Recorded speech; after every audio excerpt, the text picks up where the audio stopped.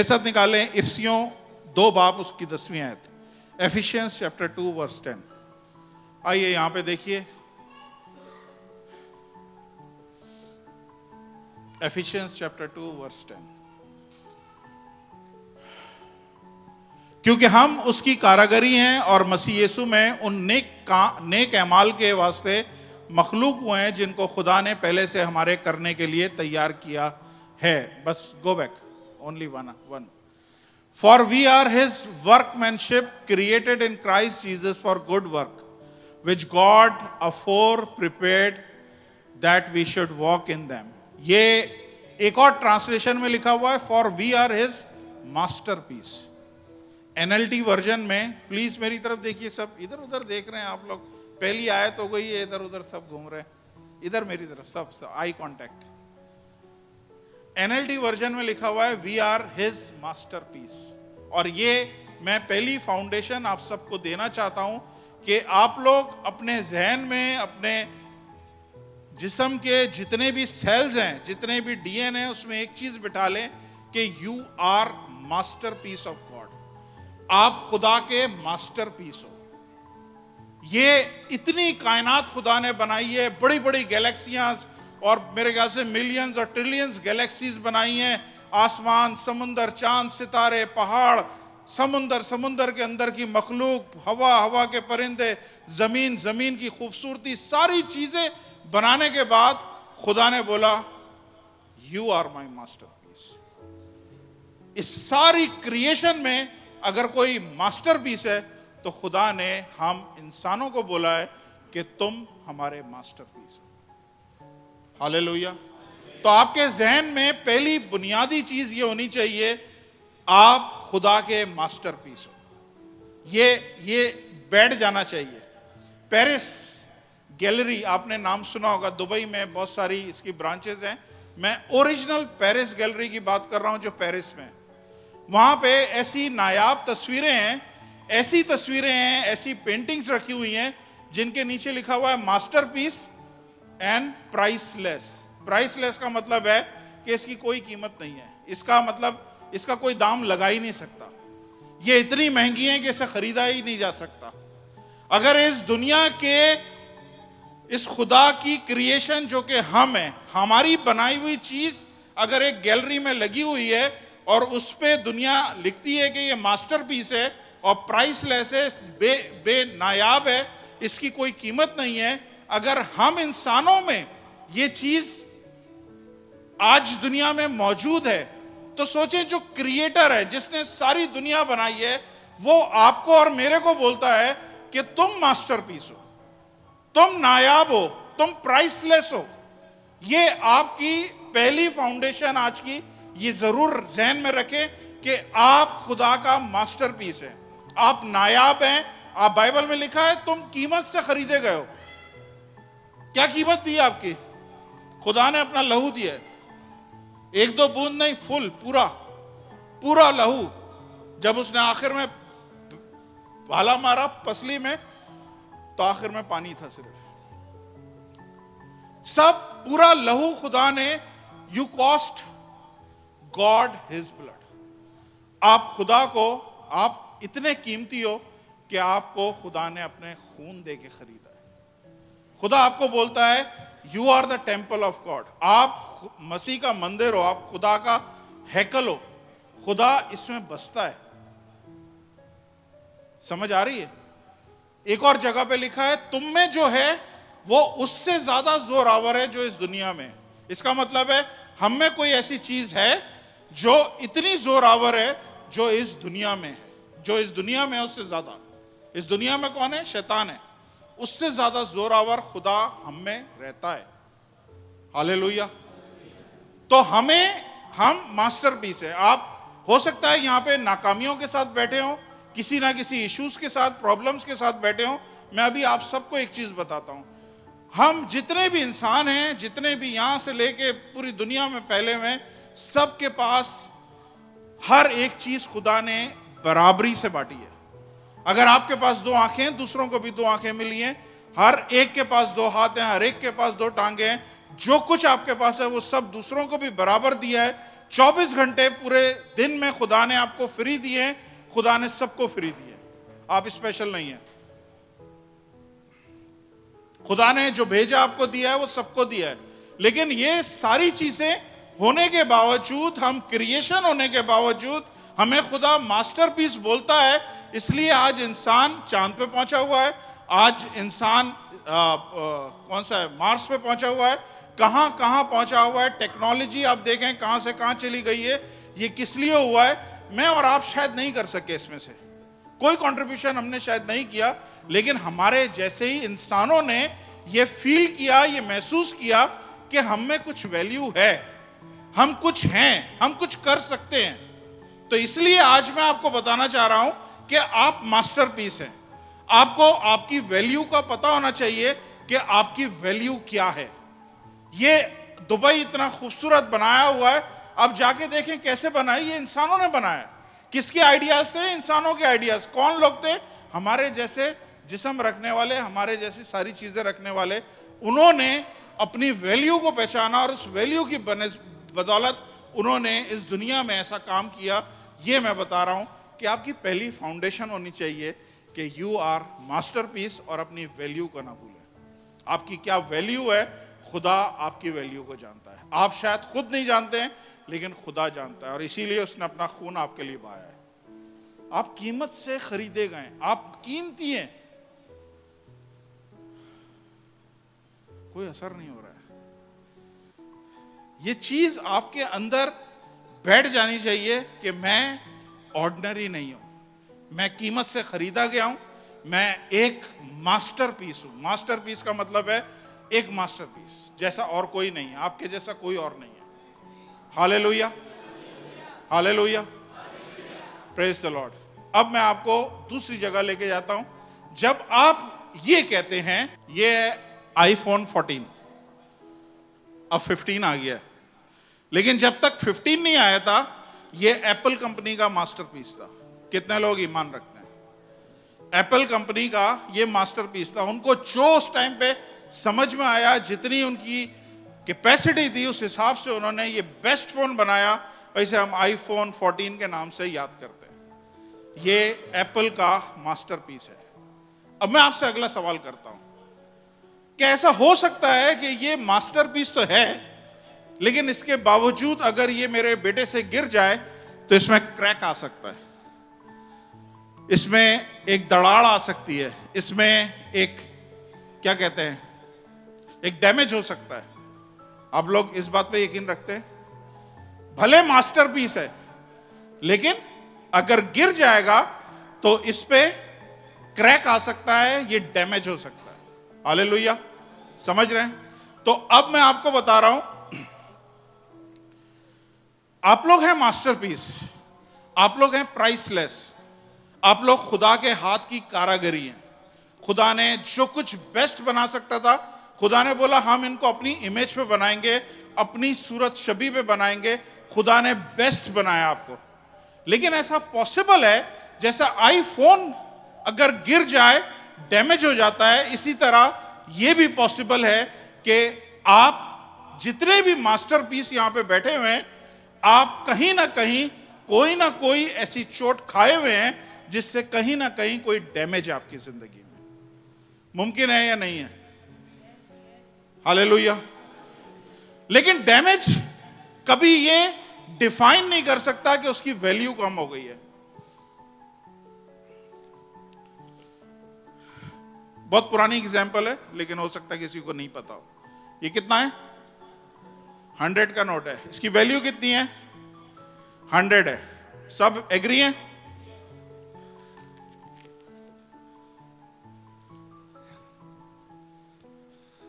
अब इसकी वैल्यू कितनी है?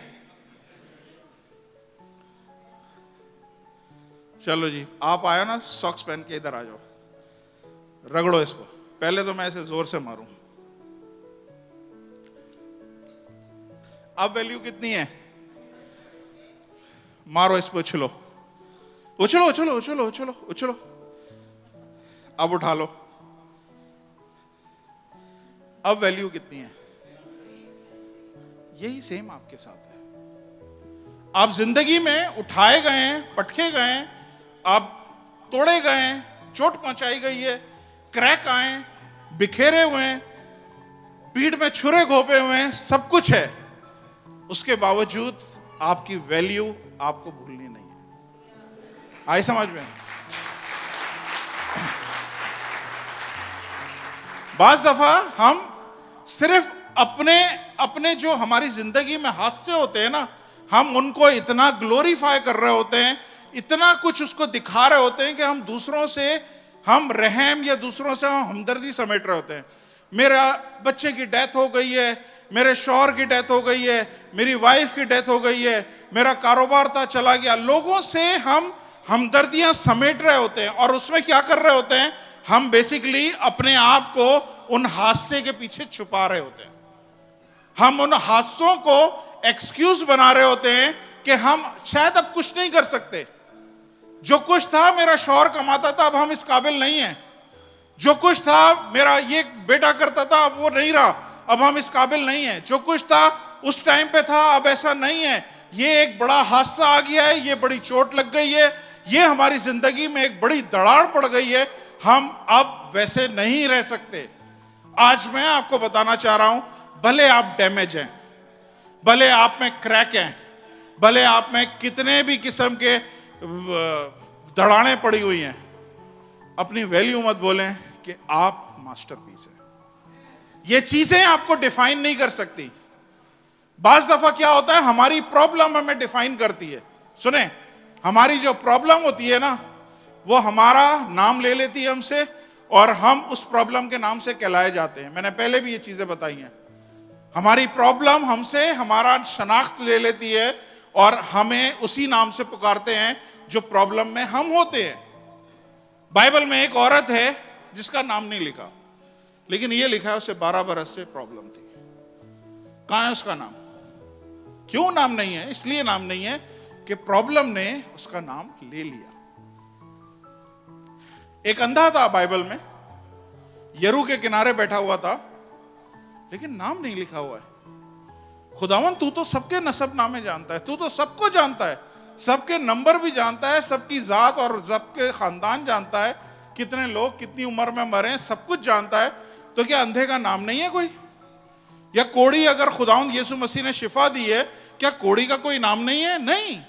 आज मैं आपको यही समझाना चाह रहा हूं, आप मास्टरपीस हैं।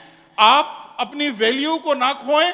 आपके सर्कमस्टेंसेस, आपके हालात आपके ऊपर कितने डैमेज हुए हैं, आपको कितनी जगह से तोड़ा गया है, मारा गया है, कूटा गया है, कितने धोखे दिए हैं, वो सब होने के बावजूद आप खुदा के बेटे और बेटियां हैं।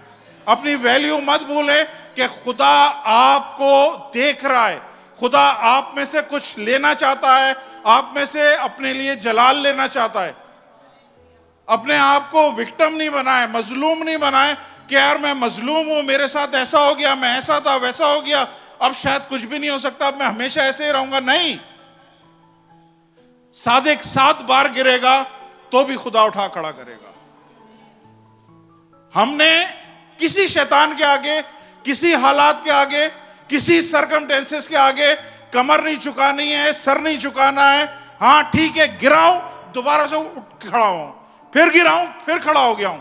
आप इस तरह जब एटीट्यूड करेंगे, शैतान आपको छोड़ के भागेगा। आपके हालात आपको छोड़ के भागेंगे कि ये सर नहीं झुका रहा है, ये बार बार जंप मार के खड़ा हो जाता है, इसे मैं गिराता हूं ये फिर खड़ा हो जाता है, इसे मैं गिराता हूं ये फिर खड़ा हो जाता है। हालेलुया। आज कोई भी किसी भी सरकमस्टेंस, आप चाहे बेरोजगार हैं, चाहे आप बेऔलाद हैं, चाहे आप बीमार हैं और अरसे से बीमार हैं, कोई भी ऐसी चीज जो इस वक्त आपकी जिंदगी में चल रही है आपको डिफाइन ना करे कि आप ये हैं, आप ये नहीं हैं। आप खुदा के मास्टरपीस हैं और इसलिए खुदा ने आपको बुलाया है कि खुदा आपके जरिए अच्छे काम लेना चाहता है, खुदा आपके जरिए बड़े काम लेना चाहता है। हालेलुया। तो पहली थॉट, पहली चीज यही मैं बताना चाह रहा था, आप मास्टरपीस हैं, लेकिन इसके बावजूद डैमेज हो सकती है। कितने लोग इस हॉल में बैठे हैं जो कहीं ना कहीं डैमेज हो चुके हैं? ये बात तो आप एग्री है? कितने लोग मास्टरपीस बैठे हैं? चलें ये बताएं, अपने हाथ उठा के बताएं। जिसको डाउट, मैं समझता हूं कि आप सबको पूरे पूरे हाथ उठाने चाहिए। उठाएं उठाएं उठाएं। हालेलुया। अब कितने लोग ऐसे हैं जो डैमेज भी हो चुके हैं? कोई एक ऐसा नहीं है जो डैमेज नहीं हुआ है। जिंदगी में हमें धोखे भी मिलते हैं, जिंदगी में हमारे साथ ज्यादतियां भी होती हैं, प्रॉब्लम भी आती है, मुश्किलें भी आती हैं, हम बुरी तरह डैमेज भी होते हैं, गिराए जाते हैं। आप पौलुस की अगर एक हवाला देख लें तो आपको पता चल जाएगा पौलुस क्या बोलता है। अगर पौलुस ये बोलता है तो फिर हम और आप क्या चीजें हैं। दूसरा करंथियों उसका 4 बाब 8 से 10 आयत।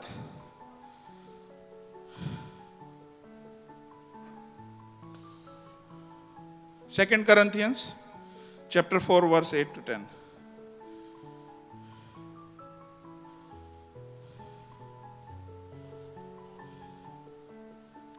हम हर तरफ से मुसीबत तो उठाते हैं लेकिन लाचार नहीं होते, हैरान तो होते हैं मगर उम्मीद नहीं होते, बेउम्मीद नहीं होते, सताए तो जाते हैं मगर अकेले नहीं छोड़े जाते, गिराए तो जाते हैं लेकिन हलाक नहीं होते।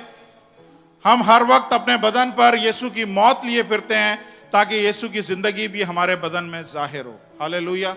ये पौलुस रसूल बोल रहा है, जिसको खुदा ने बड़ी बरकत दी, बड़ा बाइबल में बड़ा हिस्सा दिया कि वो अपना कंट्रीब्यूशन यहां पे लिखे, और वो बता रहा है भले मैं मास्टरपीस था लेकिन मेरी जिंदगी में ये प्रॉब्लम रही है, इस तरह मैं सताया गया, इस तरह मैं मारा गया। हम में तो गुनाह है इसलिए ये हो रहा है। यीशु मसीह तो बेगुनाह थे। कोई कह सकता है उसमें क्या गुनाह था? कोई गुनाह नहीं था। लेकिन अगर वो बोलता है कि मेरे हाथों में उंगलियां डाल और इस छेदों में देख, तो पता चलता है कि खुदावंद यीशु मसीह डैमेज हैं। आ अपने हाथ को मेरी पसली में डाल के देख। डैमेज दिखाया जाता है कि खुदावंद यीशु मसीह भी डैमेज रह चुके हैं। अगर खुदावंद यीशु मसीह डैमेज रह चुके हैं तो मैं और आप जो जिंदगी में कहीं ना कहीं किसी ना किसी तरह से डैमेज हो जाते हैं, किसी तरह से हमारी जिंदगी में कोई क्रैक आ जाता है, किसी तरह से हमारी जिंदगी में कोई चोट लगती है, इसका यह मतलब नहीं है कि आप मास्टरपीस नहीं रहे या आप खुदा के मंसूबे से दूर हो गए। खुदा आपको, खास तौर पे डैमेज लोगों को, खुदा बहुत अच्छे तरीके से इस्तेमाल कर सकता है। कौन सी ऐसी इक्वेशन है, कौन से ऐसा सर्कमटेंसेस है जो आपको लगता है कि खुदा ये मेरे डैमेज को ठीक नहीं कर सकता, खुदा के बस से बाहर है। खुदा आपके सारे डैमेज, कैसे भी प्रॉब्लम हो, कैसे भी डैमेज हो, खुदा हर डैमेज को रिपेयर करके आपको इस्तेमाल कर सकता है। बाइबल में से एग्जाम्पल दे देता हूं मैं आपको। नूह को जानते हैं, नूह को खुदा ने इस्तेमाल किया, लेकिन ये जानते हैं नूह ने शराब पी हुई थी। ये जानते हैं अब्राहम खुदा का दोस्त है, लेकिन ये जानते हैं कि उसने झूठ भी बोला था अपनी बीवी के लिए। याकूब को आप जानते हैं कि सब उसने एक चीटिंग करके अपने भाई की दौलत हथिया ली थी, जानते हैं। मूसा के बारे में जानते हैं कि वो एक कातिल था, वो कत्ल करके भागा हुआ था। हालेलुया। दाऊद के बारे में जानते हैं, वो रेपिस्ट था, बलात्कार किया था उसने कत्ल भी किया था। सुलेमान के बारे में जानते हैं, वो भी ऐसे ही वुमनाइजर था। कितने लोग हैं जो बाइबल में, लिया जो याकूब की बीवी थी, वो बदसूरत थी, लेकिन उसके बावजूद खुदा ने इस्तेमाल किया। रेहाब जो थी वो धंधा करने वाली औरत थी। ये डैमेजेस कम नहीं है। ऐसा लगता है कि नहीं, मैं बस अब डन हो गया, अब खुदा मुझे इस्तेमाल नहीं कर सकता। ये सारी चीजों के बावजूद अगर खुदा रेहाब को इस्तेमाल कर सकता है, खुदा लेहा को इस्तेमाल कर सकता है, खुदा उस सामरी औरत को इस्तेमाल कर सकता है जो 5 और कर चुकी थी, खुदा आप सबको इस्तेमाल कर सकता है। बेसिकली खुदा सिर्फ एक चीज चाहता है कि अपने डैमेज को एक्सक्यूज नहीं बनाए। आपका डैमेज एक्सक्यूज ना बने। अगर आप अपने डैमेज के साथ खुदा के पास आते हैं, मैं आपको बता रहा हूं, खुदा आपको ऐसे इस्तेमाल करेगा जैसे इन लोगों को इस्तेमाल किया है। हालेलुया। आइए मैं आपको एक केस स्टडी सिखाता हूं, बताता हूं, और उसमें से देखते हैं कि खुदा आपसे क्या बात करेगा। हालेलुया। पहले मैं एक छोटा सा बैकग्राउंड आपको बता दूं, इस्राएल का पहला बादशाह कौन था? कौन जवाब देगा? बताइए। साउल बादशाह। Praise the Lord, wonderful. Saul बादशाह का एक बेटा था, उसका नाम कौन बताएगा?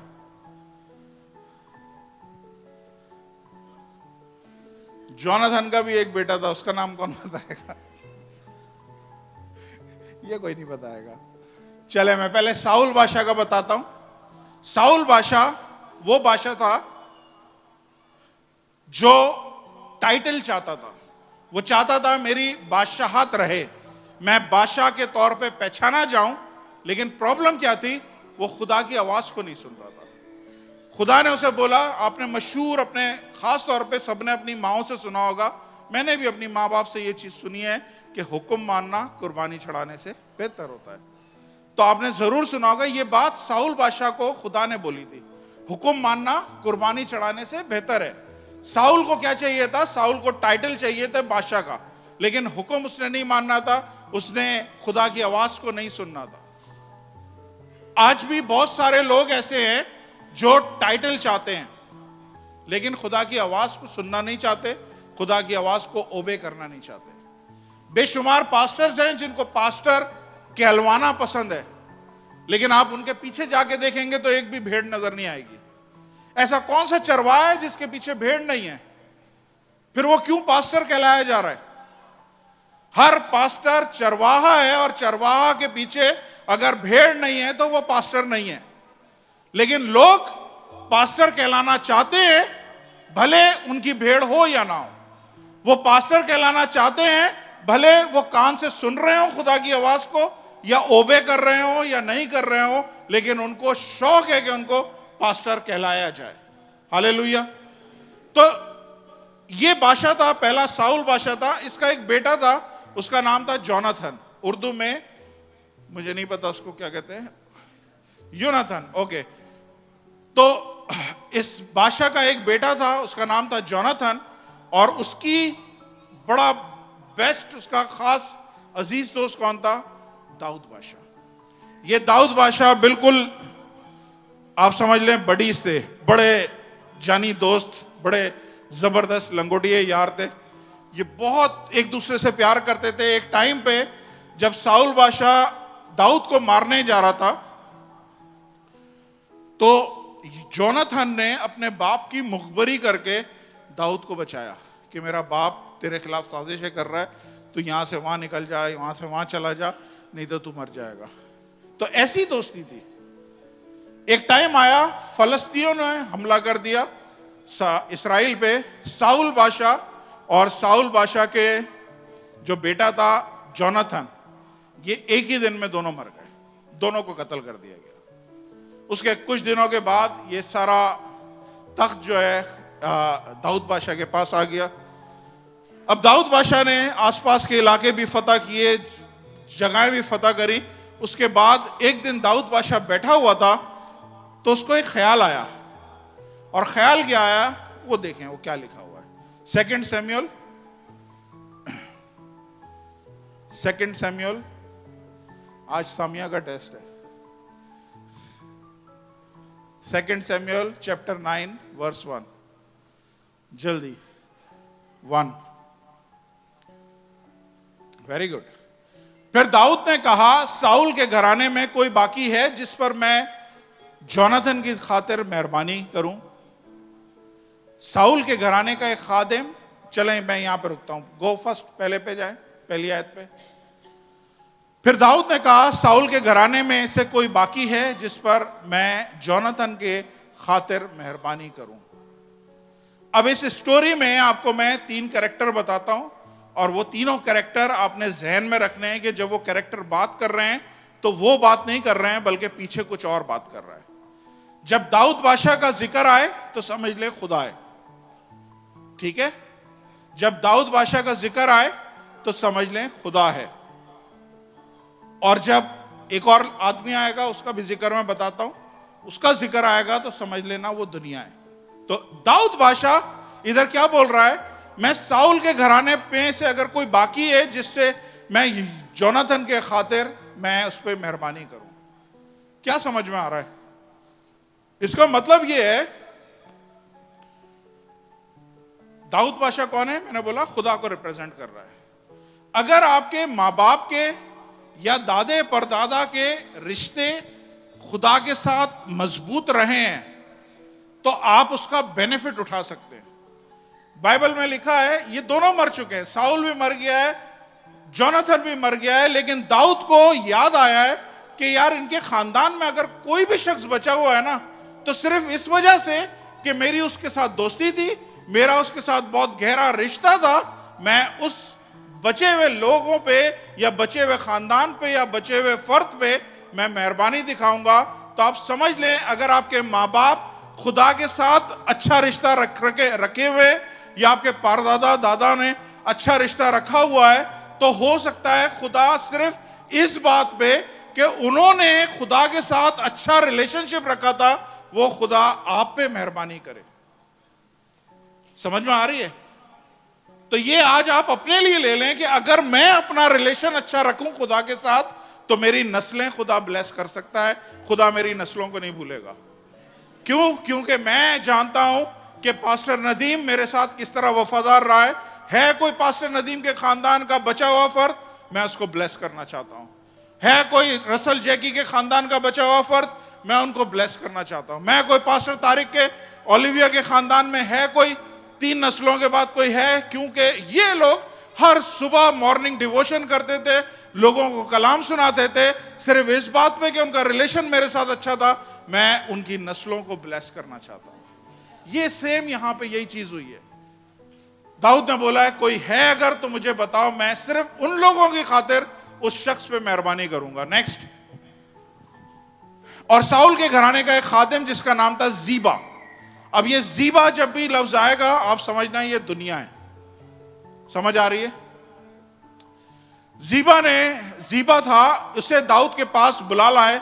बादशाह ने उससे कहा तू जीबा है? उसने कहा हाँ तेरा बंदा वही है। नेक्स्ट, तब बादशाह ने उससे कहा साउल के घराने में से कोई नहीं रहा ताकि मैं उस पर खुदा की सी मेहरबानी करूं। जीबा ने बादशाह से कहा योनातन यानी जोनाथन का एक बेटा रह गया है जो लंगड़ा है। क्या बोला है? ये एक बेटा है जो लंगड़ा है। और जीबा कौन है? ये दुनिया है। इस बंदे को ये पता है कि उसका एक बेटा है, इसको यह भी पता होना चाहिए उस बेटे का नाम क्या है, लेकिन वो नाम नहीं बता रहा है, वो उसकी कंडीशन बता रहा है कि वो बेटा है तो सही लेकिन वो लंगड़ा है। समझ आ रही है? आप लोगों को समझ में आ रही है? उसका एक बेटा है लेकिन लंगड़ा है। उसका नाम क्या है? नाम क्यों नहीं बताया? नाम क्यों नहीं बताया? कंडीशन बताई गई है, नाम नहीं बताया गया। यही मैं आपको बताना चाह रहा हूं। बाज दफा हमारी जिंदगी में प्रॉब्लम्स कुछ ऐसी होती हैं जो इतनी हमारी जिंदगी पे सवार हो जाती हैं कि लोग, जैसे हमारे आप सबके मोहल्ले में नौजवानी के हालत टाइम में ऐसे दोस्त होंगे जो लंगड़ा के चलते होंगे, उन्हें लंगड़ा कह के पुकारा जाता होगा। कोई मोटे होंगे मेरी तरह तो उन्हें मोटा कहा जाता होगा, कोई गंजे हो तो उनको गंजा बोला जाता है। तो क्या होता है, प्रॉब्लम जो होती है वो क्या करती है, हमारी शनाख्त ले लेती है और प्रॉब्लम के नाम से हम पुकारे जाते हैं। ये बादशाह का बेटा है, इसका एक नाम है कोई, इसका नाम लंगड़ा नहीं है। ये बादशाह का एक बेटा है जिसका जगह कहां पे होनी चाहिए, जिसकी जगह महल में होनी चाहिए, लेकिन वो कहां पे रह रहा है सुन ले, जगह भी देख ले।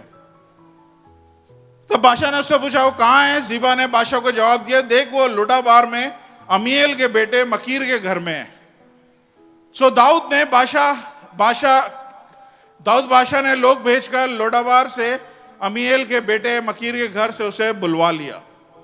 हालेलुया। एक बादशाह का बेटा है लेकिन डैमेज है। एक बादशाह का बेटा है मतलब मास्टरपीस है, उसका हक कहां है? महल में बैठने का। लेकिन इस वक्त अपने सरकमटेंसेस की वजह से, अपने हालात की वजह से, अपने जिंदगी में एक हादसा उसके साथ हुआ है जिसकी वजह से वो लंगड़ा हो गया है, और वो इस वक्त कहां पे बैठा हुआ है? वो इस वक्त कहां पे है? वो इस वक्त ऐसी जगह पे बैठा हुआ है। लोडाबार जो है वो जगह है जहां पे कोई उगता नहीं है चीज, जहां पे सूखापन है। प्लीज बच्चों को जरा बुला लें सामने, थोड़ा डिसिप्लिन सिखाएं बच्चों को। लोडाबार वो जगह है जहां पे सूखी जमीन है। सुन रहे? सूखी जमीन है जहां पे कोई चीज उगती नहीं है, जहां पे कोई हरियाली नहीं है, जहां पे बिल्कुल खुश्की है। आप मेरी तरफ देखें, बच्चों की तरफ नहीं देखें। यहां खुदा की हजूरी होती है ना, वहां पे आजादी होती है। तो बच्चे बड़े आजादी फील करते हैं, इसलिए इधर उधर घूम रहे होते हैं। आप लोग आजादी फील नहीं करते। तो लोडाबार कौन सी जगह है? एक सूखी जगह है जहां पे कुछ उगता नहीं है, कुछ नहीं है। ये एक वीराना है, एक वीरान जगह है। जॉर्डन में है ये जगह। और ये बादशाहों का बेटा ये उस जगह पे रह रहा है। क्यों रह रहा है वहां पे? क्योंकि इसको अपनी वैल्यू को नहीं पता, मैं कौन हूं। इसको ये पता है कि मैं बादशाह का बेटा हूं, लेकिन उसको ये भी पता है कि मैं डैमेज हूं। अब मैं वैसा नहीं हूं जैसा मुझे होना चाहिए था। अब ये मैं वो काम नहीं कर सकता जैसा मैं पहले कर सकता था। कितने लोग हैं आप जो आज समझते हैं कि शायद मैं खुदा के लिए वैसा यूज नहीं हो सकता। हो सकता है आप डिवोर्स्ड हो, आप समझते हो कि यार मेरी तो तलाक हो गई है, अब मेरी जिंदगी में क्या रह गया है। हो सकता है आपने जिंदगी की कोई कीमती चीज, अपनी जायदाद गंवा दी हो सकता है आपने कुछ ऐसा एक्सीडेंट आपकी जिंदगी में, ऐसे हादसे हुए हो कि आपको लगता हो कि अब मैं गंदा हो गया हूं, अब मैं नापाक हो गया हूं, अब मैं शायद खुदा को सर्व नहीं कर सकता। बिल्कुल सेम इसका भी यही हाल है। ये अपनी वैल्यू खो चुका है, वैल्यू का इसको पता नहीं है। ये जानता है कि मैं बादशाह का बेटा हूं, लेकिन मैं चूंकि डैमेज हूं, मैं लंगड़ा हूं, इस वजह से मैं कुछ करने के काबिल नहीं हूं। हालेलुया। बादशाह ने क्या बोला? बादशाह ने बोला इसको बुला ले। हालेलुया। और साउल के बेटे जोनाथन का बेटा, इसका नाम था, ये बड़ा मुश्किल सा नाम है, इंग्लिश में मैं पढ़ूंगा, इसे कहते हैं मेफीबोशेत। क्या बोलेंगे? मेफीबोशेत। अब ये नहीं पता इसका नाम ऐसा क्यों रखा गया था, लेकिन इसको मेफीबोशेत के नाम से याद किया जाता है। प्लीज मेरी तरफ देखें सब। मेफीबोशेत इसका नाम था, और इसने इसको, चले अब मैं पहले रुक जाता हूं। पहली चीज आपको बताता हूं, अगर आप में से आज कोई डैमेज है, मुझे नहीं पता मैं पूरा कर सकूंगा या नहीं, अगर कोई डैमेज है तो मैं सिर्फ 4 स्टेप बताऊंगा, वो आप लोगों ने फॉलो करना है। ये एक शख्स है जिसको अपनी वैल्यू का नहीं पता, शायद पता भी है उसे वैल्यू का, लेकिन ये पता है कि मैं डैमेज हूं, अब मैं किसी काम का नहीं हूं। अगर आप में से कोई ऐसा शख्स यहां पे है जो कहता है कि मैं डैमेज हूं, मैं टूटा हुआ हूं, मैं बिखरा हुआ हूं, मुझे तोड़ा गया है, मैं आपको बता रहा हूं, सेम ये चीज करें जो दाऊद नबी ने करी है। और दाऊद नबी कौन है? किसको रिप्रेजेंट कर रहा है? खुदा को रिप्रेजेंट कर रहा है। दाऊद ने क्या बोला कि उसे, पीछे जाओ, पीछे गो बैक 5th। सो दाऊद बादशाह ने लोग भेजकर लोडाबार से, 4th आयत 4th, तब बादशाह ने उससे पूछा वो कहां है? जीबा ने कहा, बादशाह का जवाब दिया, देख वो लोडाबार में अमीएल के घर में, मीकर के घर में है। नेक्स्ट। सो दाऊद ने लोग भेजकर लोडाबार एमीएल के बेटे मकीर के घर से उसे बुलवा लिया। पहली चीज जो मैं आपको बताना चाहता हूं वो ये है कि अगर आप समझते हैं कि आप डैमेज हैं, तो आज खुदा की आवाज को सुने। खुदा सारे डैमेजेस को, सारे डैमेज पीपल को, नदीम भाई प्लीज, सारे डैमेज पीपल को, सारे टूटे हुए लोगों को, खुदा पहला जो काम करता है वो क्या करता है? खुदा उन्हें कॉल करता है, खुदा उन्हें बुलाता है। दाऊद ने बोला उसको लेके आओ।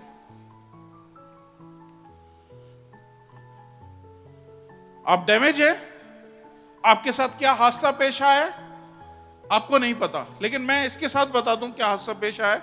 गो to 6th chapter, same 2 Samuel 6th chapter, verse I think 7 and 8. No 4 chapter, sorry 4 chapter verse 4, 4 chapter verse 4। और साउल के बेटे जोनाथन का एक लंगड़ा बेटा था। जब साउल और जोनाथन की खबर यजरील से पहुंची कि वो 5 बरस का था। ये 5 बरस का बच्चा था एक, ठीक है, यहां पे कोई हो बच्चा 5 बरस का, 5 बरस का बच्चा था। सो उसकी दाइया यानी उसकी जो केयर टेकर थी या उसकी जो मेड थी, उसे उठाकर भागी, और उसने जो भागने में जल्दी की तो ऐसा हुआ कि वो गिर पड़ा और लंगड़ा हो गया, और उसका नाम मेफीबोशेत था। अब समझ में आया इसके साथ हादसा कब पेश आया? जब वो 5 साल का था। और हादसा जब पेश आया, उस बच्चे का कोई कसूर नहीं था। उसकी जो खादमा थी या जो मेड थी वो लेके भागी, क्योंकि जैसे ही उसको खबर मिली कि साउल बादशाह और जोनाथन दोनों को हलाक कर दिया है, तो उधर उस टाइम पे क्या होता था कि बादशाह की फैमिली के हर एक फर्द को मार दिया जाता ताकि आने वाले फ्यूचर में कोई उठ खड़ा ना हो। तो वो औरत उस बच्चे की हिफाजत के लिए उसको पकड़ा और लेके भागी है, और उसका पैर ट्रिप हुआ है, क्या हुआ है, और वो खुद भी गिरी है और बच्चा भी गिरा है, और जिसकी वजह से बच्चा क्या हुआ है, बच्चा लंगड़ा हो गया है। अब मैं आपसे सवाल करना चाहता हूं, देखा जाए तो ये औरत उसकी टेक केयर कर रही थी, लेकिन वही उसके डैमेज का सबब बनी है। राइट और रॉन्ग? क्या होगा वो लोग जो आपको प्यार करते हैं, जो आपको टेक केयर करते हैं, लेकिन वही आपको डैमेज करने का सबब बन जाए? समझ आ रही है? वो लोग जो आपसे प्यार करते हैं वही आपको समहाउ डैमेज करने का सबब बन जाए। मैं एक मिसाल दे देता हूं बहुत सारी लड़कियों के लिए। लड़कियों में, शादीशुदा औरतों में, ध्यान से सुन लें, जो मेजर डैमेज होता है ना, वो क्या होता है? जब लड़की की शादी हो जाती है और उसके बावजूद वो अपनी प्यार करने वाली मां के साथ वो लगी होती है, हर एक इंफॉर्मेशन वो अपने घर में दे रही होती है, हर एक चीज वो बता रही होती है, और क्या होता है, वो प्यार करने वाली मां उस बेटी के लिए डैमेज का सबब बनती है, क्योंकि ये चीज हस्बैंड को या घर को पसंद नहीं है। घर की इंफॉर्मेशन घर में रहना चाहिए। अब आप उस घर से निकल के नए घर में आ गए हो। आप जब नए घर में आ गए हो तो ये आपका घर है। यहां पे क्या खा रहे हो, क्या पहन रहे हो, कितनी दफा खा रहे हो, आपने कोई पीछे बात नहीं बतानी है, ये आपका सीक्रेट है। लेकिन अगर अपने हस्बैंड की हर एक रिपोर्ट आप दे रहे हैं, तो बेसिकली आप क्या कर रहे हैं? आप डैमेज कर रहे हैं। आप प्यार मोहब्बत में आप डैमेज कर रहे हैं। शादीशुदा लड़कियों के लिए लेसन है, प्लीज। हालेलुया। आपका घर अब वो नहीं है, ये घर है जिसमें आप अपने शौहर के साथ रह रहे हो। हालेलुया। तो ये बेचारी उसको लेके निकली है, और उसके सबब से क्या हुआ है कि वो बच्चा हमेशा के लिए लंगड़ा हो गया। दाऊद बादशाह ने बोला, जो भी डैमेज है वो मेरे पास आओ, उसको लेके आओ मेरे पास। जब उसके पास जाना था, तो अब मैं थोड़ा सा डिमॉन्स्ट्रेट करके बताता हूं। आतिफ, आओगे? 2 तगड़े किस्म के आदमी चाहिए। Please cover in the video. Atif यहां बैठ जाओ, चौकड़ी मार के बैठ जाओ, आलती पालती मार के, और आपने ऐसे ही रहना है। 2 तगड़े जवान चाहिए जो ताकतवर हैं। फहाद, एक तो फहाद आ जाए, मैंने सोच के रखा था फहाद को बुलाऊंगा। और कौन है तगड़ा? इमरान आ जाए। Praise the Lord, hallelujah. Mind तो नहीं करोगे? ठीक है। खुदा के जलाल के लिए जो कुछ भी हो रहा है, खुदा के जलाल के लिए हो रहा है। दाऊद बादशाह ने लोग भेजे। सुने, पहला लेसन जो मैं आपको बता रहा हूं, अगर आप डैमेज हैं, खुदा आपकी जिंदगी में लोग भेजेगा।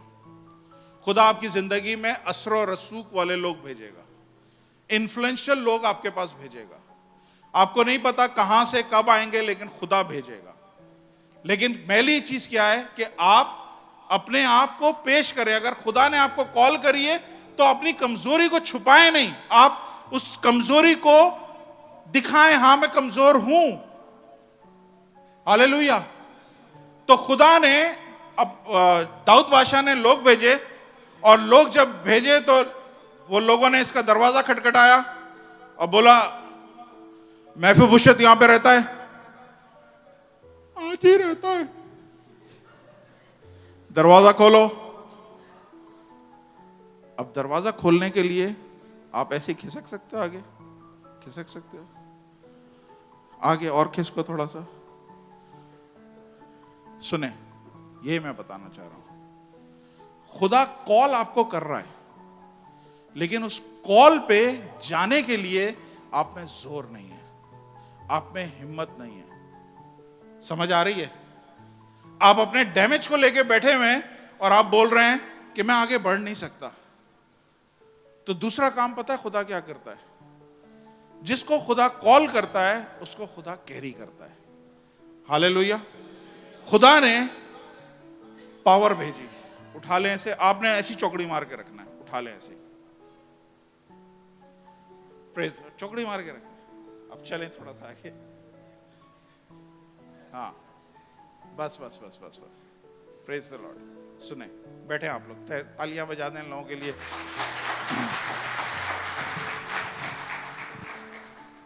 जिसको खुदा कॉल करता है उसको खुदा कैरी करने की पूरी कुदरत रखता है। मुझे अगर 2014 में खुदा ने कॉल किया था कि चर्च चलाएगा, मुझे नहीं पता कैसे चर्च चलेगा और कैसे चर्च चलता है, कहां से पैसे आएंगे कहां से नहीं आएंगे, लेकिन अगर उसने कॉल किया है तो वो आज दिन तक कैरी कर रहा है।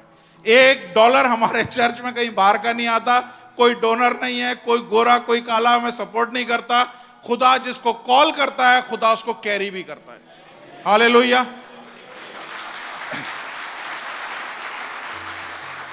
बाइबल में लिखा है, बाइबल में लिखा हुआ है, एक मैं आपको हवाला सिर्फ पढ़ाता हूं।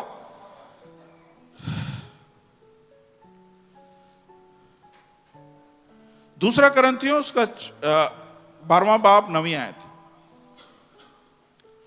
दूसरा करंथियों 12वां बाब 9वीं आयत, जल्दी से। सेकंड करंथियों 12 बाब 9वीं आयत। सेकंड करंथियंस 12 बाब 9वीं आयत। मगर उसने मुझसे कहा, मेरा फजल तेरे लिए काफी है, क्योंकि मेरी कुदरत कहां पे पूरी होती है? कमजोरी में पूरी होती है। ज़हन में रखिएगा, बस मैं बड़ी खुशी से अपनी कमजोरी पर फख्र करूंगा ताकि मसीह की कुदरत मुझ पे छाई रहे। लिखा है, माई grace is sufficient for the, for my power is made perfect in the weakness. अभी ये आतिफ यहां पे बैठा हुआ था, और अगर ये नहीं बोलता कि मैं वीक नहीं हूं, तो ये जो पावर इसके लिए खुदा ने भेजी थी, दाऊद बादशाह ने जो पावर भेजी थी, ये पावर इसकी जिंदगी में नहीं आती। सुन रहे हैं? ये पावर इसलिए आई क्योंकि इसने इस बात को एक्सेप्ट किया कि मैं वीक हूं, मैं ये दरवाजा खुद से नहीं खोल सकता, या मैं आगे बढ़कर दाऊद के घर में नहीं जा सकता, मैं इसलिए कमजोर हूं और मुझे कुव्वत की जरूरत है। और खुदा क्या बोलता है? जब तुम कमजोर होते हो तो तुम्हारी कमजोरी में मेरी शाजोरी है। मैं तुम्हें कुव्वत तब देता हूं जब तुम कमजोरी का इजहार करते हो। तो आज आप में से बहुत सारे इसकी तरह डैमेज होंगे, लेकिन आज इस चीज को जहन में रखें। ये मैं इनके लिए नहीं बोल रहा, आप सबके लिए बोल रहा हूं। आज खुदा आपको कॉल कर रहा है। अपनी कमजोरी को छुपा के नहीं बैठे। आपने कमजोरी बतानी है, हाँ खुदावंद ये एरिया है, मैं कमजोर हूं। हाँ खुदावंद मैं लड़कियां देखता हूं, मैं कमजोर हूं। हाँ खुदावंद मैं गंदी क्लिप्स देखता हूं, मैं कमजोर हूं। हाँ खुदा मैं जाता हूं शराब देखता हूं, मैं शराब के आगे कमजोर हो जाता हूं। मैं सिगरेट के आगे कमजोर हो जाता हूं। मैं लड़कों को देखती हूं। इस तरह की अगर कोई सी भी कमजोरी है, उसको लेके खुदा के पास आए। खुदा आपको कॉल कर रहा है। दाऊद बादशाह ने बोला उसे लेके आओ, और उसने आगे बोला नहीं मैं कमजोर हूं, मैं नहीं आ सकता खुद से। खुदा ने उसके लिए पावर भेजी कि उठा के लेके आओ। और जब पावर भेजी तो दूसरा काम उसने क्या किया? उसने सरेंडर किया। उसने बोला नहीं नहीं नहीं नहीं नहीं, मुझे हाथ नहीं लगाओ। नहीं, उसने सरेंडर किया, मुझे उठा लो। मैं खुद से नहीं कर सकता, मैं खुद से जा नहीं सकता, मैं खुद से आगे बढ़ नहीं सकता, मुझे खुदा की कुव्वत की जरूरत है। आज मुझे नहीं पता किससे खुदा बात कर रहा है, लेकिन आप में से कुछ लोग हैं जिनसे खुदा बात कर रहा है और खुदा कॉल कर रहा है। आपकी कमजोरी कहां है मुझे नहीं पता। हो सकता है कोई सीक्रेट आपके काम हो, कुछ ऐसे सीक्रेट इश्क हो जो आपने छुपा के रखे। कहीं ना कहीं कुछ ऐसी चीज है जिसकी वजह से आपने अपने आप को डिस्क्वालीफाई कर दिया है। समझ रहे हैं? आपने अपने आप को खुदा ने आपको डिस्क्वालीफाई नहीं किया, आपने अपने आप को डिस्क्वालीफाई किया है। क्यों? क्योंकि अभी मैं कुछ नहीं कर सकता, अभी मेरी जिंदगी में ये चीज है। आप जिंदगी भर उससे लड़ते रहेंगे, आप कभी भी फतह नहीं पाएंगे। आए आज सरेंडर करें, अपनी कमजोरी, अपनी वीकनेस, अपने डैमेज के साथ खुदा के सामने आए और खुदा को बोलें, खुदावंद मैं हाजिर हूं, मेरी कमजोरी में तेरी शहजोरी शामिल हो। जब मैं कमजोर होता हूं तभी मैं जोरावर होता हूं। हालेलुया। ये मेरा और आपका खुदा है। हालेलुया। बाइबल बता रही है अगर खुदा कॉल करता है तो वो कैरी करता है, और कैरी जब करता है तो आपका काम सिर्फ एक है, आपने सरेंडर करना है। वो कैरी करेगा आपको। इस वक्त हो सकता है आपकी जॉब ना हो, वो कैरी करेगा। इस वक्त हो सकता है आपके पास पैसे ना हो, वो आपको कैरी करेगा। वो कहीं ना कहीं आपको मुहैया करेगा, कहीं ना कहीं से आपको देगा। आपको अगर कॉल किया है वो आपको कैरी जरूर करेगा। हालेलुया। तो 3 चीजें मैंने बताई हैं, कॉल करेगा, कैरी करेगा, आपने सरेंडर करना है, और चौथी चीज, आखिरी चीज, दैट इज वो आपको रिस्टोर करेगा। बाइबल बताती है, पढ़िएगा go 9 chapter, the same chapter, no 2 Samuel chapter 9 verse 7 and 8, verse 7 and 8। Dawood ने उससे कहा, मत डर, क्योंकि मैं तेरे बाप जोनातन की खातिर जरूर ही तुझ पर मेहरबानी करूंगा, और तेरे बाप साउल की सारी जमीन तुझे फेर दूंगा, और तू हमेशा मेरे दस्तरखान पर खाना खाया करे। तब उसने सजदा किया और कहा, तेरा बंदा क्या चीज है जो मुझ जैसे मरे कुत्ते पर निगाह करता है। बास दफा हमारी जिंदगी में इतने सख्त हालात, इतनी सख्त आजमाइशें गुजरती हैं, बिल्कुल सोच ऐसी हो जाती है, ये भूल गया इसकी वैल्यू क्या है, ये भूल गया कि ये मास्टरपीस है, ये भूल गया ये बादशाह का बेटा है, बल्कि ये आज क्या बोल रहा है, मैं मरे हुए कुत्ते की तरह हूं। Don't let your shame to speak. आपकी शर्मिंदगी आगे से बोलना शुरू ना करें। अपनी वैल्यू को पहचाने। आपके अंदर क्या? आपके अंदर यहूदा के कबीले का बब्बर है। खुदा खुद आपकी जिंदगी में हंसता बसता है। हालेलुया। ये मुल्जमाना सोच, क्या कहते हैं, नहीं मुजरिमाना भी नहीं, मजलूम सोच जहन से निकाल दें कि हर जगह जो है मेरे साथ ही प्रॉब्लम होती है। आपके नसीब वसीब में कोई प्रॉब्लम नहीं है। अपनी जिंदगी में देखें कि आप खुदा के साथ किस तरह से चल रहे हैं। आज जिस तरह ये बेटी आई है, क्या ऐसी डिटर्मिनेशन है, या कहीं से कॉल आ गई, वहां निकल गए, कहीं से 20 dirham का 100 dirham का कोई सा प्रोजेक्ट मिल गया तो वहां चले गए, आज चर्च छोड़ देते हैं। जब हम खुदा को इज्जत देंगे, खुदा को ऑनर देंगे, खुदा को पहल रखेंगे, खुदा आपको पहल पे रखेगा। बाइबल में लिखा है, मैंने सादिक यानी रासबाज, जो राइचियस लोग होते हैं, बाइबल में लिखा है मैंने उनके बच्चों को किसी के आगे हाथ फैलाते नहीं देखा। रासबाज की तो अपनी ब्लेसिंग अपनी जगह है, वो तो रासबाज चल रहा है, खुदा उसको ब्लेस करेगा, लेकिन उसकी औलाद के लिए खुदा बोल रहा है इनके बच्चे भी किसी के आगे हाथ नहीं फैलाएंगे। हालेलुया। ये मेरा और आपका खुदा है। मेरे बच्चे जब छोटे थे ना, सबके ही बच्चे, मेरे कोई निराले नहीं है, सबके ही बच्चे चीजें तोड़ते थे।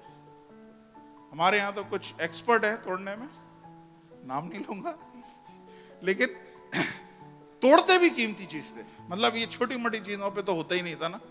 तो बच्चे जब तोड़ते हैं ना, छोटे से होते हैं, पहले तो ट्राई करते हैं खुद फिक्स करने की। जब नहीं होता ना तो फिर वो अल्टीमेटली बाप के पास ले आते हैं कि ये फिक्स कर दो। ये छोटे बच्चों को अगर ये आइडिया है कि यार डैमेज हो गया है, मुझे बाप के पास ही जाना पड़ेगा, तो आप लोग तो समझदार लोग हो। कितना अरसा ये डैमेज को आप खुद ही संभालने की कोशिश करोगे?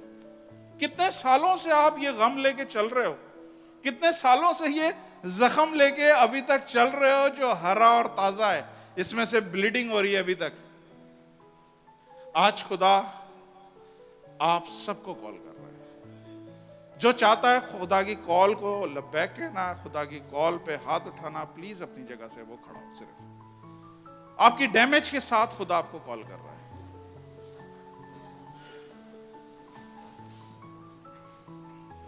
खुदा आपकी डैमेज के साथ आपको कॉल कर रहा है। खुदा की टीम में कोई परफेक्ट नहीं है।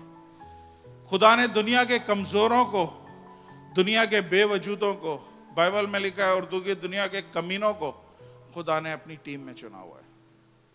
आज मैं आपको बता रहा हूं, खुदा ने वो सारे डैमेज लोगों को, जो भूल गए हैं कि उनकी वैल्यू क्या है, जो भूल गए हैं कि वो किस लिए इस दुनिया में है, वो भूल गए हैं कि वो बादशाहों के बादशाह के बेटे हैं। जैसे ये मेफीबोशेत भूल गया था कि बादशाहों के बादशाह का बेटा है, लेकिन वैल्यू नहीं थी, कोई कुछ नहीं पता था। क्यों? डैमेज हो गया हूं मैं।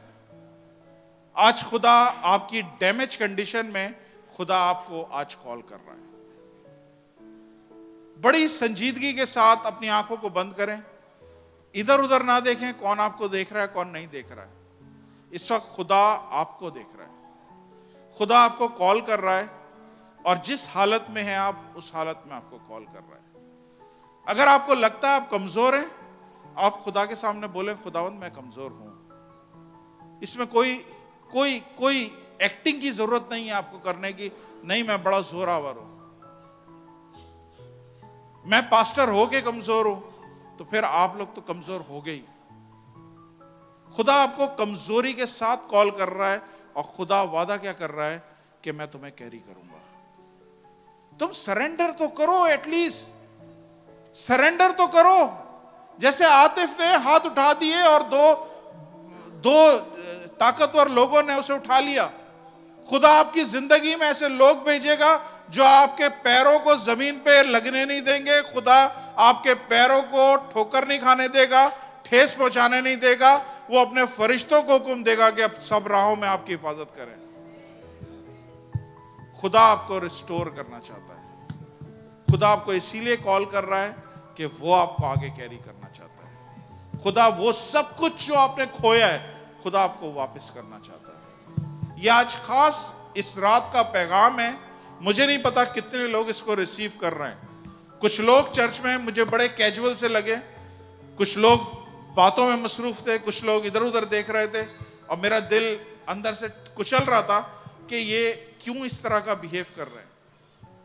अगर खुदा कलाम कर रहा है तो ये इस तरह का एटीट्यूड जब मुझे बर्दाश्त नहीं हो रहा, तो खुदा को कैसे बर्दाश्त होगा। खुदावंद, मैं उन सारे लोगों के लिए आपसे माफी मांगता हूं जो गैर संजीदा हालत में बैठे हैं, जो इस कलाम को शायद पूरी तरह से अहमियत नहीं दे रहे।